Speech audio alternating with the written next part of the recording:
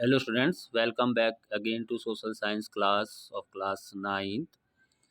Today we are going to start the third part of the first chapter of economics, the story of village Palampur. इससे पहले जो हमने video डाली, 2 video डाल चुके हैं।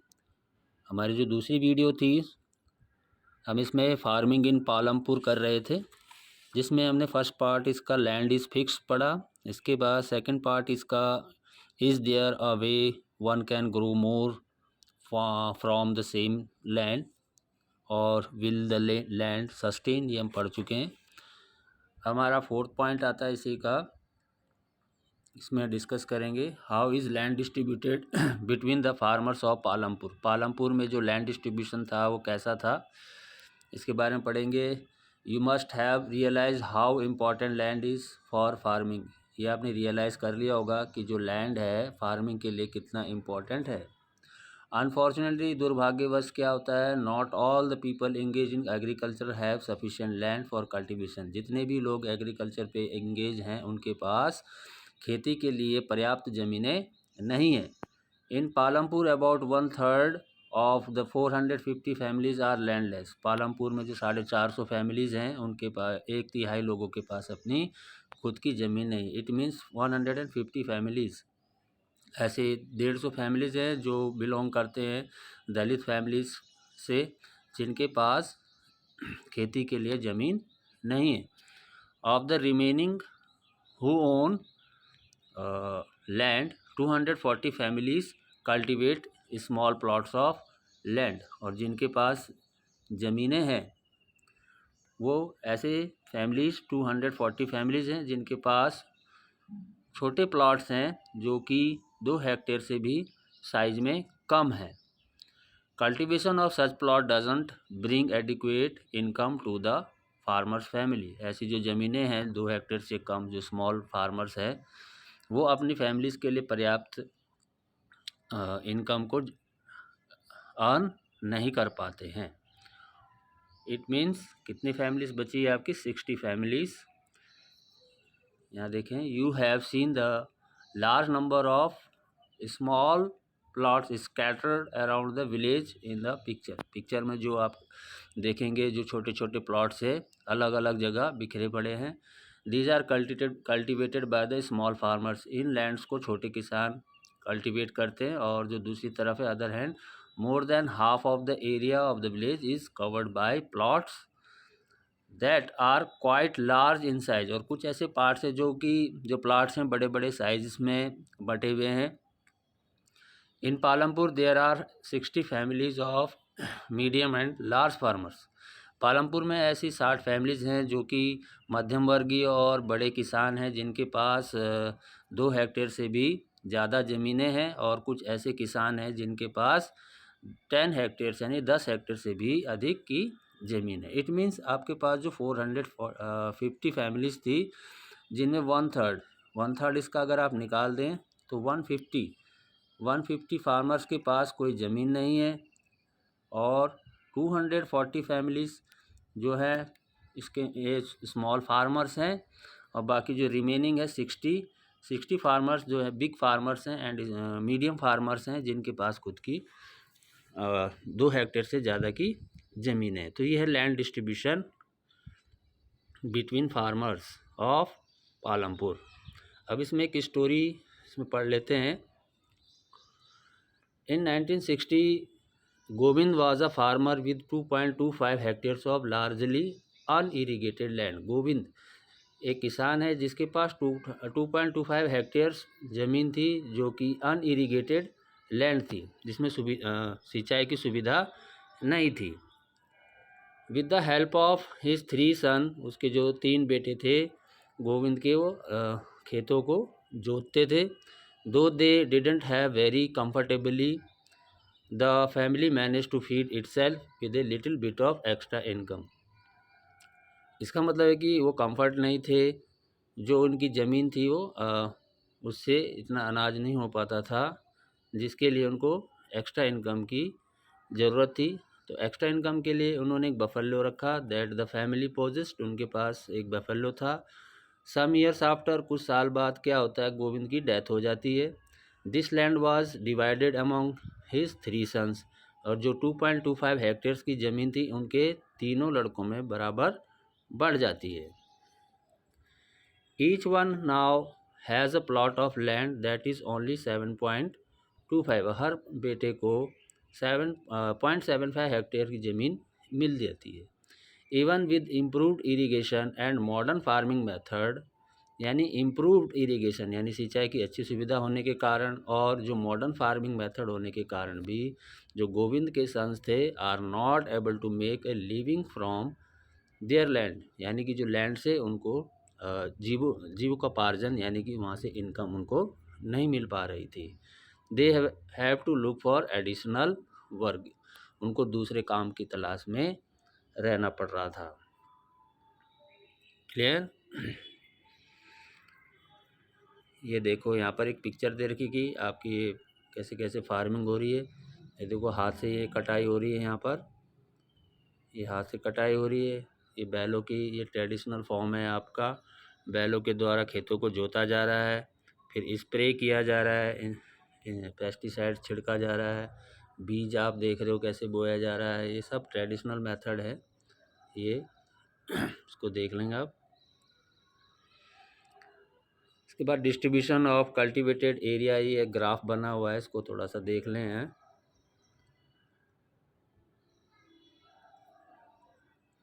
ये दिया हुआ है, ये कल्टीवेटेड एरिया है, यहाँ पर कल्टीवेटेड एरिया है और जो नंबर फार्मर्स ये दिए हुए हैं, यानी कि ऐसे फार्मर्स 15% हैं।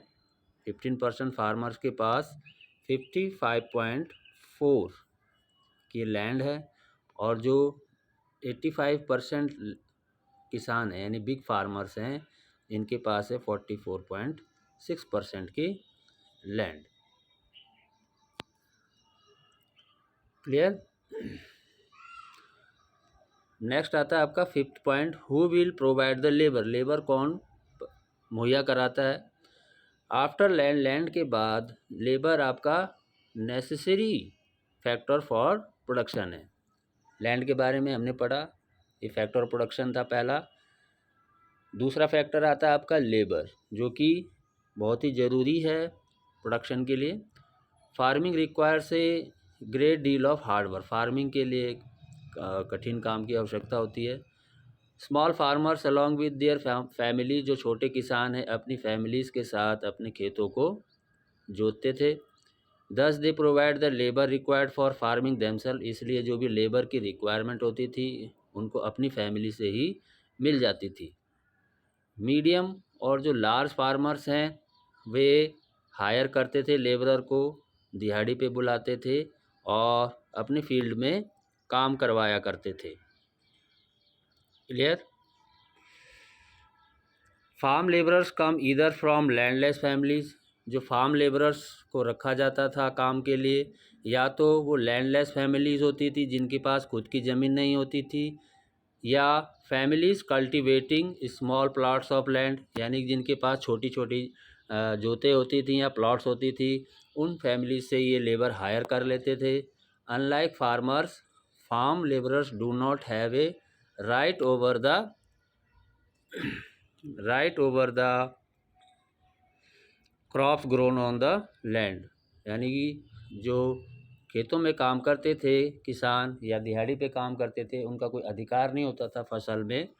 Instead they are paid wages by the farmers for whom they work, यानी कि जिनके लिए किसान काम करते थे दिहाड़ी में उनको वेजेस दिया जाता था।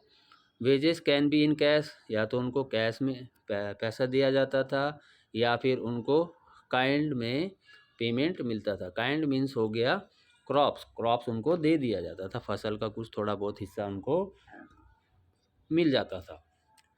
Sometimes labourer get meals also, कई बार ऐसा होता था जो लेबरर्स थे उनको खाना भी मिल जाता था। Wages very widely from region to region, जो वेजेस यानी दिहाड़ी थी वो हर क्षेत्र में वेरी करती थी, अलग अलग क्षेत्र में है। वेजेस भी उनको उनके अनुसार मिलती थी, या फिर फसल से ये लिखा है क्रॉप टू क्रॉप, यानी जिस प्रकार की क्रॉप होती थी उसके अनुसार उनको पेमेंट मिलती थी। From one farm activity to another, यानी कि जो एक फार्म एक्टिविटीज़ है या दूसरी फार्म एक्टिविटीज़ है उनके बीच का जो पीरियड होता था, जैसे सोइंग है बोना और फसल को काटना, तो ये दो पीरियड दे रखे। There is also a wide variation in the duration of employment, यानी कि जो ड्यूरेशन ऑफ एम्प्लॉयमेंट है, यानी जो रोज़गार जो काम कर रहे हैं उसमें भी काफ़ी वेरिएशन था। A farm labourer might be employed on a daily basis, यानी जिनको काम पे रखा जाता था या तो उनको डेली बेसिस पे रखा जाता था, और for one particular farm activity, या फिर एक फार्म एक्टिविटीज़ के लिए जैसे हार्वेस्टिंग के लिए रख दिया, या फिर उनको पूरे साल भर के लिए दिहाड़ी में रखा जाता था। डाला एक किसान है। Dala is a landless farm labourer जिसके पास खुद की ज़मीन नहीं है। Who works on daily wages in Palampur, जो दिहाड़ी में काम किया करता था पालमपुर में। This means he must regularly look for work, इसका मतलब हो गया कि उसको डेली यानी कि उसको काम की तलाश में रहना पड़ता था। The minimum wages for a farm labourer set by the government is ₹300 per day, यानी कि जो सरकार ने दिहाड़ी निर्धारित की है वो एक दिन की 300 रुपये निर्धारित है। ये मार्च का डाटा दिया हुआ है, मार्च 2019 का, यानी कि जो गवर्नमेंट है उसके अनुसार एक व्यक्ति को 300 रुपये पर डे की दिहाड़ी मिलनी चाहिए। लेकिन डाला को कितना मिल रहा था? 160, जो कि बहुत ही कम था। देयर इज़ हैवी कंपटीशन, ऐसा क्यों है?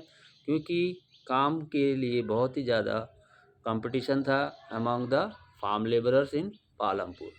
सो people agree to work for lower wages, इसलिए लोगों को कम दिहाड़ी में काम करना पड़ता था, उसके लिए सहमत होना पड़ता था। डाला कंप्लेन्स अबाउट हिज सिचुएशन, डाला ने अपनी जो सिचुएशन है, अपनी परिस्थिति है, वो रामकली से शेयर की। Who is another farm labourer, जो कि दूसरी फार्म लेबरर थी।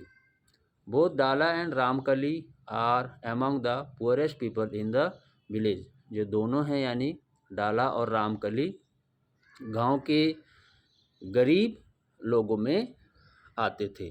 तो इसमें एक कन्वर्सेशन दिया हुआ है, उसको हम पढ़ेंगे। डाला और रामकली के बीच में क्या बातें हो रही हैं, इसको पढ़ लेते हैं। Dala and Ramkali are coming among the poorest native of the villages. अब डाला क्या कह रहा है? It is difficult to find work these days, यानी कि आजकल काम की तलाश करना बहुत ही कठिन हो रहा है। Only the large farmers hire us, क्योंकि जो बड़े किसान हैं वही हमें हायर करते हैं। And that true for very limited number of day, और हमें काम के लिए बहुत ही कम दिन मिलता है। अब रामकली क्या कह रही है? रामकली कह रही है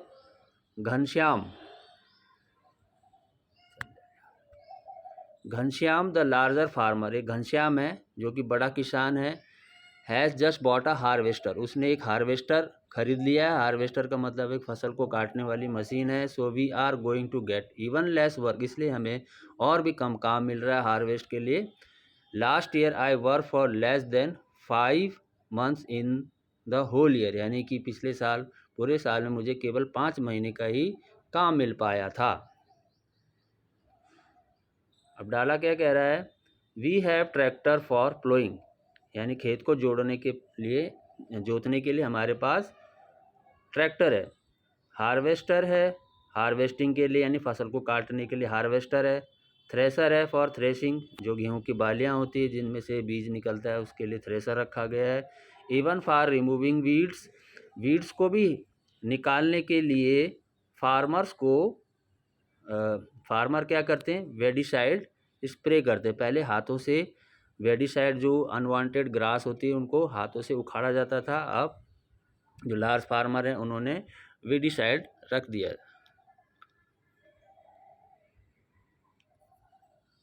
आगे क्या कन्वर्सेशन हो रहा है? आई ओ द लोकल मनी लेंडर ₹2000, यानी कि ये कह रहा है कि मैंने जो लोकल मनी लेंडर था, साहूकार था, उससे मैंने 2000 रुपये का लोन लिया था। I had taken ₹1000 last summer, और 1000 मैंने पिछले समर में लिया था, when no work was available, जब मेरे पास कोई काम नहीं था in the field. How will I ever repay, मैं इसको कैसे लौटाऊंगा। I hardly earn enough for 2 square of meal, मैं केवल 2 वक्त का खाना ही जुटा पाता हूँ। रामकली कह रही है this year I will have to look for work in the brick making unit in Raiganj. Ramkali कह रही कि इस साल मुझे ब्रिक मेकिंग यूनिट में भी काम की तलाश में जाना पड़ेगा, यानी कि भट्टे पे काम की तलाश में जाना पड़ेगा। My situation is not much better, मेरी जो स्थिति है वो भी ज़्यादा अच्छी नहीं है। ड्यू टू पास्ट डेप्ट, यानी कि जो पिछला कर्जा लिया है उसके कारण। The money lenders refuse to give me any loan, यानी मैं पिछला लोन भी चुका नहीं पाई हूँ और जो मनी लेंडर है अब मेरे को मनी यानी लोन देने में मना कर रहा है। ठीक है, नेक्स्ट पढ़ते हैं हम the capital needed in farming. Farming के लिए कैपिटल की आवश्यकता। We have already seen that the modern farming method require a great deal of capital, जैसे हमने पढ़ा कि फार्मिंग के लिए यानी जो मॉडर्न फार्मिंग मेथड है उसके लिए कैपिटल की आवश्यकता होती है। So that the farmer now needs more money than before, इसलिए फार्मर को पिछले यानी जो ट्रेडिशनल फॉर्म था उससे ज़्यादा मनी की आवश्यकता होती है। Most small farmers have to borrow money to arrange for the capital, जो छोटे किसान हैं स्मॉल फार्मर्स को बोरो करना पड़ता है, उधार लेना पड़ता है, मनी उधार लेना पड़ता है किसके लिए, कैपिटल के लिए। दे बोरो फ्रॉम लार्ज फार्मर्स, इसलिए उनको लार्ज फार्मर्स से उधार लेना पड़ता है, या फिर जो विलेज के साहूकार है या मनी लेंडर से या जो व्यापारी हैं ट्रेडर्स हैं उनसे लोन लेना पड़ता है। हु सप्लाई वेरियस इनपुट, जो कि अलग अलग इनपुट्स उनको सप्लाई करते हैं किसके लिए, कल्टीवेशन के लिए। और जो उनका ब्याज है वो काफ़ी ज़्यादा होता है। The rate of interest on such loan is very high, they are put so great distress to repay the loan, इसलिए उस लोन को पे करने में बहुत ही कठिनाई होती है। अब इसमें एक स्टोरी दी हुई है, Savita is a small farmer, Savita एक छोटी किसान है।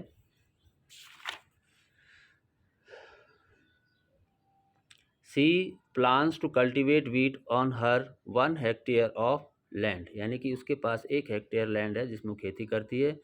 बिसाइड सीड्स, यानी कि बीज के अलावा फर्टिलाइजर्स एंड पेस्टिसाइड की अभी आवश्यकता होती है।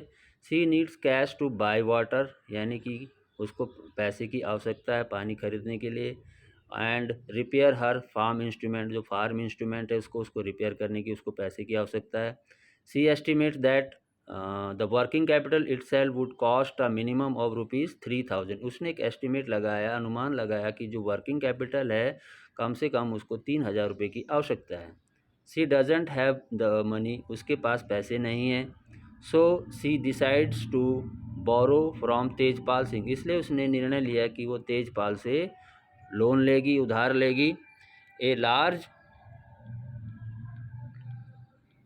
फार्मर, जो कि काफ़ी बड़ा किसान है Tejpal Singh agrees to give Savita the loan, Tejpal Savita को लोन देने के लिए एग्री हो जाता है, लेकिन उसका रेट ऑफ इंटरेस्ट 24% था 4 महीने के लिए, यानी 4 महीने के लिए उसने 24% ब्याज में उसको पैसे देने के लिए तैयार हो जाता है, which is very high interest rate, जो कि काफ़ी ज़्यादा है। Savita also has to promise to work on his field, Savita ने ये भी प्रॉमिस किया कि वह उसके फील्ड यानी खेत में काम करेगी as a farm labourer during the harvest season at ₹100 per day, यानी कि जब हार्वेस्ट सीजन आएगा तो 100 रुपये पर डे के हिसाब से वो उसके खेत में काम करेगी। As you can tell this wage is quite low, जैसे हमने बताया कम से कम 300 रुपये पर डे का होता है, ये कि यहाँ पर 100 रुपीज़ मिल रहा है उसको, जो कि बहुत ही कम है। Savita knows that she will have to work very hard to complete harvesting, Savita को ये भी मालूम है कि उसको हार्वेस्टिंग के लिए काफ़ी कठिन मेहनत करनी पड़ेगी ऑन हर आउन फील्ड, अपने खेत में तो करना ही है इसको, और उसके बाद and then work as a farm labourer for Tejpal Singh, और फार्म लेबरर के लिए उसको तेजपाल सिंह के लिए काम करना पड़ेगा। The harvest time is very busy time, जब हार्वेस्ट सीजन चलता है तो काफ़ी बिजी समय होता है, वो व्यस्त होते हैं सब। As a mother of 3 children, यानी सविता के 3 चिल्ड्रन है, 3 बच्चे हैं। As a mother of 3 children she has a lot of household responsibility, यानी घर की भी काफ़ी जिम्मेदारी है उसके ऊपर। Savita agrees to these tough condition, Savita ऐसी कंडीशन के लिए तैयार हो जाती है, काफ़ी टफ कंडीशन होती है। As she knows getting a loan is difficult for a small farmer, उसको मालूम है कि जो छोटे किसान हैं उसके लिए लोन लेना काफ़ी मुश्किल है। अब पहला पॉइंट हमने पढ़ा, दूसरा पॉइंट लिखा है in contrast to the small farmer, जो स्मॉल फार्मर्स का पढ़ा, उनको मनी की रिक्वायरमेंट या कहाँ से पूरी करते हैं, या तो जो लार्ज फार्मर्स हैं या फिर मनी लेंडर या ट्रेडर से उनके जो कैपिटल रिक्वायरमेंट वहाँ से पूरी हो जाती है। इसके अलावा अगर हम देखें, in contrast the small farmers the medium and large farmer have their on saving, जो बड़े किसान हैं और मध्यम वर्गीय किसान हैं उनके खुद की सेविंग होती है फार्मिंग से। They are thus able to arrange for the capital needed, इसलिए वो आसानी से जो पूंजी है उसको अरेंज कर लेते हैं। How do these farmers have their on saving, किस प्रकार से इनकी ये सेविंग होती है। You shall find the answer in next section, next section में आपको ये मिल जाएगा। ऐसे कुछ फिल इन द ब्लैंक्स दिए हुए हैं। Let's discuss the story so far, जो हमने स्टोरी पढ़ी है उसमें कुछ फिल इन द ब्लैंक्स भी दिए हुए हैं, उसके बारे में हम पढ़ेंगे इसको। We have read about the 3 factors, हमने 3 फैक्टर्स इसमें पढ़े, land, labour and capital, 3 factor पढ़े, चौथा फैक्टर हमने नहीं पढ़ा। And how they are used in farming, और ये भी पढ़ा हमने कि किस प्रकार से इसको फार्मिंग में यूज़ किया जाता है। अब एक कुछ फिल इन द ब्लैंक्स दिया है, let us fill in the blanks given below. Among the 3 factors of production, we found that labor is the most abundant factor of production. Labor ही सबसे abundant factor है production का। There are many people who are willing to work as farm laborers in the villages, यानी कि कई ऐसे लोग हैं जो फार्म लेबरर का काम करते हैं गांव में। Whereas the opportunity of work are limited, जबकि जो अवसर है काम का बहुत ही कम है गांव में, उतने काम नहीं मिल पाता। They belong to either landless families, या तो उनके पास ज़मीन नहीं होती है, लैंडलेस फैमिली से बिलोंग करते हैं, या डैश लिखा है, डैश में आप क्या भरेंगे, या तो ऐसे लैंडलेस फैमिलीज हैं या फिर स्मॉल, इसमें लिखने आपने स्मॉल फार्मर्स हैं, या तो खुद की ज़मीन नहीं है या फिर वो छोटे किसान हैं। They are paid low wages, उनको काफ़ी कम वेजेस मिलता है। And led to difficult life, और उनके जो लाइफ है काफ़ी कठिन होती है। In contrast to labour, labour के अलावा देखें, labour dash is a scarce factor of production, यानी क्या होगा स्केयर, सीमित मात्रा में। लैंड, यहाँ पे लैंड आ जाएगा, लैंड क्या आपका स्केयर रिसोर्स है प्रोडक्शन का, लैंड बहुत ही सीमित है, ये हमने पढ़ा था, फिक्स फैक्टर है। Cultivated land area is fixed, cultivated area हमने पढ़ा था फिक्स्ड है, फिक्स्ड लिखना आप इसको, fixed. More over even the existing land is distributed, जो भी लैंड डिस्ट्रीब्यूटेड है गांव में, कैसा है आपका, अनइक्वली, इसमें यहाँ टिक लगा दो, अनइक्वली आएगा। Among the people engage in farming, there are a large number of small farmers, छोटे किसान बहुत ज़्यादा हैं। हु कल्टिवेटेड स्मॉल प्लॉट्स, ये भी हमने पढ़ा कि जो छोटे जो किसान हैं उनके पास छोटे छोटे जोते हैं। एंड लिव इन, और live in condition not much better, उनकी जो कंडीशन है ज़्यादा अच्छी नहीं है, than the landless farm labourers. To make the maximum use of the existing land, जो एग्जिस्टिंग लैंड है उसका मैक्सिमम यूज़ करने के लिए फार्मर्स क्या करते हैं, फार्मर क्या यूज़ करेंगे इसमें, HYV सीड्स का इस्तेमाल करते हैं,